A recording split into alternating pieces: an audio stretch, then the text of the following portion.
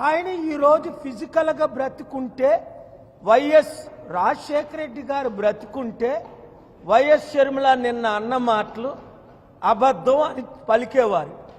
ఆవిడ్ని విలీనం చేయకుండా ఆపేవారు. అసలు పార్టీయే ఉండేది కాదు కదా. అసలు పార్టీ ఎందుకు పెట్టారు? వైఎస్ఆర్ సిపి పార్టీ జగన్మోహన్ రెడ్డి గారు, షర్మిల గారు ఎందుకు వైఎస్ఆర్టీపీ పార్టీని పెట్టారు? సోనియా గాంధీ కాంగ్రెస్ పార్టీ ఈ కుటుంబాన్ని వారిని సర్వనాశనం చేసి నరకం ఇచ్చి భయపెట్టి భయక్రాంతులు చేసి జైలు జీవితం చేసి చిత్రహింస చేయబట్టే కదా వాళ్ళు పార్టీ పెట్టారు. నేను ఎందుకు పార్టీ పెట్టాను? కాంగ్రెస్ పార్టీ దేశాన్ని అమ్మేసింది, బీజేపీ పార్టీ ఉన్నదాన్ని సర్వనాశనం చేసింది.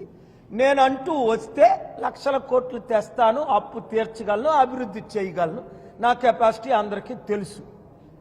నేను పార్టీ పెట్టింది దేశాన్ని బాగు చేయడానికి. మీరు విన్నారు కదా జేడీ లక్ష్మీనారాయణ గారు ఇదే స్టేజ్ లేదు మాట్లాడడం. పాలుగారు వస్తేనే ఎకానమీ బాగుపడుతుందని గద్దరన్న లాంటి వారు మాట్లాడడం. ఐఏఎస్ రోషయ్య గారు, చీఫ్ సెక్రటరీ దానమయ్య గారు ఎందుకు చేరిపోతున్నారు పార్టీలో? All educated understand my vision is crystal clear. Number 1 to save the country and its economy and its secularism and democracy which is being destroyed.